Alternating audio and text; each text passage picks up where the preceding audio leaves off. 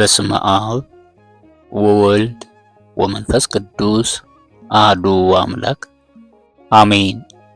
ቤተ ክርስቲያናችን በየዓመቱ የጌታችን የአምላካችን የመድኃኒታችን የኢየሱስ ክርስቶስ ልደት ታኅሳስ 29 እና ታኅሳስ 28 በዘመነ ዮሐንስ ታከብራለች።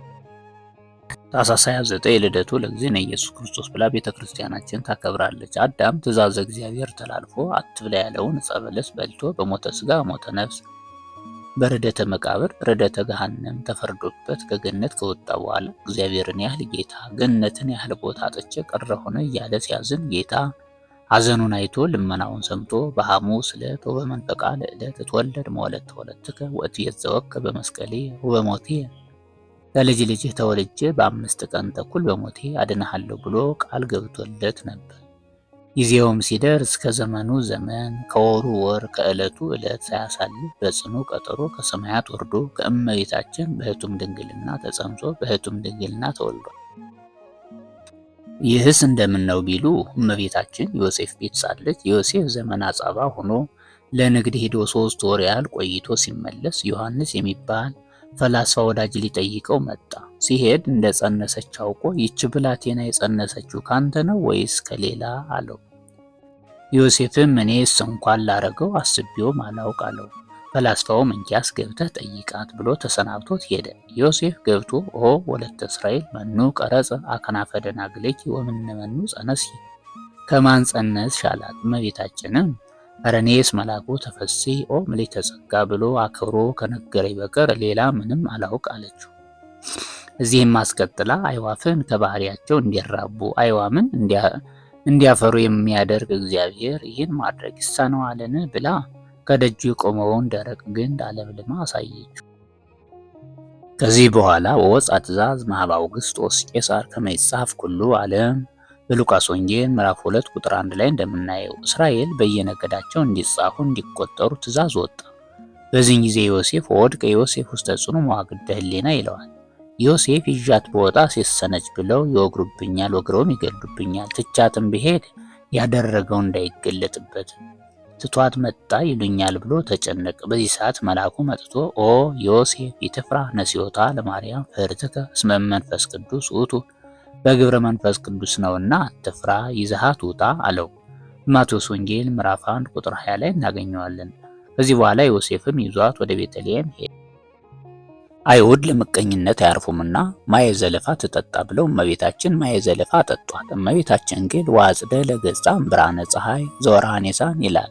ከፀሐይ ይልቅ ብርህት ጽድልት ሆና ተገኝታለች። አይሁድም ይህችን ብላቴና በከንቱ አምተናታልና ወይለነ አሌለነ ብለው ተጸጽተዋል። እመቤታችንና ዮሴፍ ከዚያው ሳሉ የመውለጃዋ ጊዜ ደረሰ። የእንግዳ ማረፊያ ቢያጡ ከከብቶች በረት ዮሴፍ ዳስ ጥሎላት በሴቶች የሚደርሰው ሳይደርስባት ሕማመ ምጥ ሳይሰማት በድንግልናዋ ሳይለወጥ ወልደዋለች።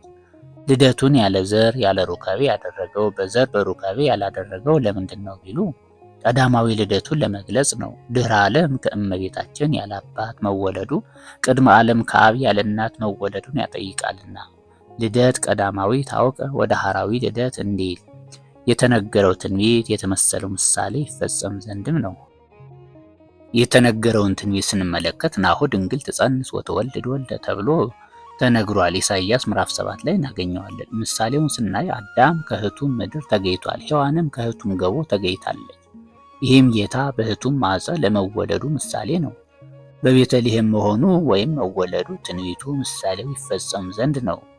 ዳዊትም እንዲህ ብሎ ተናግሯል። ናሁ ሰማይናሁ በኤፍራታ ብሎ በመዝሙር 131 ቁጥር 6 ላይ ቤተልሔምም የኤፍራታ ዕፃ ክፍል ናትና ሚክያስም ወአንትኒ ቤተልሔም ምድረ ኤፍራታ የትትያቲም ነገሥተ ይሁዳ እስመ እምኔኪ ይወፅእ ንጉሥ ዘይርዮም ለሕዝቤ እስራኤል ብሎ በሚክያስ ምዕራፍ 5 ቁጥር 2 ላይ ተናግሯል።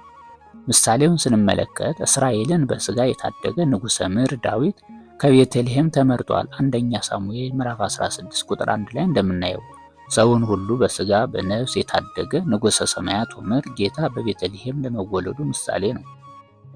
ጌታችን አምላካችን መድኃኒታችን ኢየሱስ ክርስቶስ በተወለደ ጊዜም ዋስተመዋቅው ወስትንፋሰ አሐድ ጎላኝ ይላል።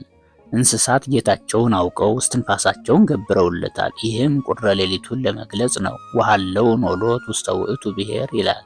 በሌሊት መንጋቸውን የሚጠብቁ እረኞች ነበሩ። መልአኩ መጥቶ እስመናሁ ተወልደ ለክሙ ዮም መድኅን ዘውእቱ ክርስቶስ እግዚእ ቡሩክ በሀገረ ዳዊት፣ እነሆ በዳዊት ሀገር መድኅን ክርስቶስ ተወልዶላችኋል አላቸው። ከሱም ጋር ሰራዊተ መላእክት መጥተው ስብሐት ለእግዚአብሔር በሰማያት ወሰላም በምድር ለጓለ እመሕያው እያሉ እያመሰገኑ ወደ ሰማይ ሲያርጉ አይተው ይህን ግሩም ምስጢር እነይ ተባብለው ቢሄዱ በበረት ተኝቶ በጨርቅ ተጠቅልሎ አግኝተውት ደስ ብሏቸው አመስግነውታል። በሉቃስ ወንጌል ምዕራፍ 2 ቁጥር 8 እስከ 20 እናገኘዋለን። መላእክትም ሰማይ መንበሩ ምድር መክየደ እግሩ የሆኑለት አምላክ በአጭር ቁመት በጠባብ ደረት ተወስኖ በጎል ተኝቶ በጨርቅ ተጠቅልሎ አይተውት ደስ ብሏቸው ወደ ሰማይ ቢያርጉ ከባህሪ አባቱ ከአብ ከባህሪ ሕይወቱ ከመንፈስ ቅዱስ ጋር በሪና ከመንበሩ አይተውት ስብሐት ለእግዚአብሔር በሰማያት ብለው አመስግነውት በጣዕም ላይ ጣዕም በጸጋ ላይ ጸጋ ጨምሮላቸው ደስ ብሏቸዋል። አኮ ሰብ ባህቲቱ ዘይፈቅድዎ ለዝ ልደት አላ መላእክትኒ ወሊቃነ መላእክት እንዲል ልደቱን ይሹታልና ሰውና መላእክትም ብቻ አይደሉም፣ እንስሳት አራዊትም ደስ ብሏቸዋል። ይህም ሊታወቅ ጌታ በተወለደ ዕለት አንድ ባህታዊ ቋርፍ ሲምስ ሚዳቋ ዮም ተወልደ መድኃኔ ዓለም ዮም ተወልደ ቤዛ ኩሉ ዓለም ዮም ተወልደ ከሳቴ ብርሃን እያለች ስትዘል አይቷል። በልደቱም የባህር ውሃ ወተትና ማር፣ ተራሮች እንጀራ፣ እንጨቶችም የበረከት ፍሬ ሆነዋል። በይንተ ልደቱ ለክርስቶስ አድባር ኮኑ ህብስተ ሕይወት ወዕፀወ ገዳምኒ ፈረዩ አስካለ በረከት ማየባይርኒ ኮነት ሀሊበ ወማዕረ እንዳለ ቅዱስ ያሬድ። ልደቱንም በኮከብ ተረድተው ሰብአ ሰገል ከገነት የተገኘ ወርቅ፣ ዕጣን፣ ከርቤ አምጥተው ገብረውላቸዋል። ከምን አገኙት ቢሉ አዳም ከገነት ከወጣ በኋላ መላእክት ቅዱስ ሚካኤል፣ ቅዱስ ገብርኤል እና ቅዱስ ሩፋኤል ወርቅ፣ ዕጣን፣ ከርቤ አምጥተው ሰጡት። አዳምም ነሴ ሕፄኪ ብሎ ለሔዋን ሰጣት። ሔዋን ለሴት ሰጠችው። ከሴት ሲወርድ ሲዋረድ ከኖህ ደረሰ። ኖህ ከመርከብ ከወጣ በኋላ ለሴም ሰጠው። ሴም መልከጼዴቅን አስጠበቀው። መልከጼዴቅ ለአብርሃም ሰጠው። ከአብርሃም ሲወርድ ሲዋረድ በዳዊት በሰሎሞን አድርጎ ከአካዝ ደረሰ። በሱ ዘመን ቴልጌልፌሶር ማርኮ ወስዶ ከቤተ መዛግብት አኑሮታል። አባታቸው ዠረደሴት ይባላል። ፈላስፋ ነበር። አንድ ቀን በቀትር ከውሃ ዳር ሆኖ ሲፈላሰፍ በሰሌዳ ኮከብ ድንግል ሕፃን ታቅፋ አየ። ያየውም በሰሌዳ ቀርጾ አስቀመጠው። ሲሞት ልጆቼ እንዲህ ያለ ኮከብ ሲወጣ ባያቸው ጊዜ ሰማያዊ ንጉሥ ይወለዳልና ይህን ወስዳችሁ እጅ ንሱ ብሎ ሰጥቷቸው ሞቷል። የተወለደ ዕለት ኮከቡን አይተው አባታችን የነገረን ደረሰ ብለው 12 ሆነው ሰራዊቶቻቸውን አስከትለው ተነሱ። ብዙም ሳይርቁ ጠላት ተነስቶባቸው 9ኙ ተመለሱ። እኒህ 3ቱ ግን ኮከቡ እየመራቸው ኢየሩሳሌም ደርሰው በሄሮድስ በኩል አድርገው ቤተልሔም ወርደው አግኝተው ገብረውለታል። ወርቁ ለመንግስቱ፣ ዕጣኑ ለክህነቱ፣ ከርቤ ለሞቱ ምሳሌ ነው። እነርሱም እጅ ነስተው ከወጡ በኋላ አንዱ እንዴት ያለ ሽማግሌ ነው ብሎ አደነቀ። ሁለተኛው የምን ሽማግሌ ጎልማሳ ነው እንጂ አለ። ሶስተኛው ደግሞ ሕፃን ነው እንጂ አለ። ገብተን እንየው ተባባሉ። ቢገቡ ሽማግሌ መስሎ ለታየው ጎልማሳ፣ ጎልማሳ መስሎ ለታየው ሕፃን፣ ሕፃን መስሎ ለታየው ሽማግሌ መስሎ ታያቸው። ወጥተው እንዳንተ ነው ይበባሉ ጀመር። በዚህ ሰዓት መልአኩ መጥቶ እንደ ሁላችሁም ነው አላቸው። በጆሮ የሰሙት በዓይን ቢያዩት ይረዳል ብለው ሶስተኛ ገቡ። ሽማግሌ ጎልማሳ መስሎ ለታየው ሕፃን፣ ጎልማሳ ሕፃን መስሎ ለታየው ሽማግሌ፣ ሕፃን ሽማግሌ መስሎ ለታየው ጎልማሳ መስሎ ታያቸው። እነርሱም እጹብ እጹብ ብለው አመስግነዋል።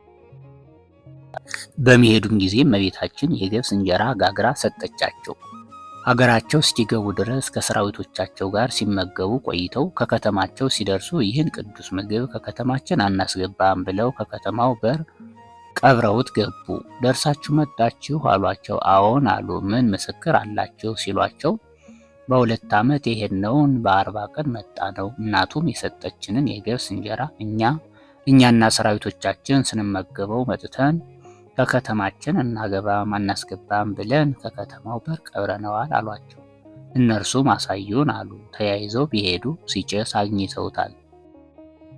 አነሳስቶ ላስጀመረን አስጀምሮ ላስፈጸመን ለልዑል እግዚአብሔር ክብር ምስጋና ይግባው። ለእመቤታችን ለንጽሕተ ንጹሐን ለቅድስተ ቅዱሳን ወላዲተ ቃል ወላዲተ አምላክ ምክንያተ ድኂን ቤዛዊተ ኩሉ ዓለም ሰአሊተ ምሕረት የአምላክ እናት ክብር ምስጋና ይግባት። አሜን።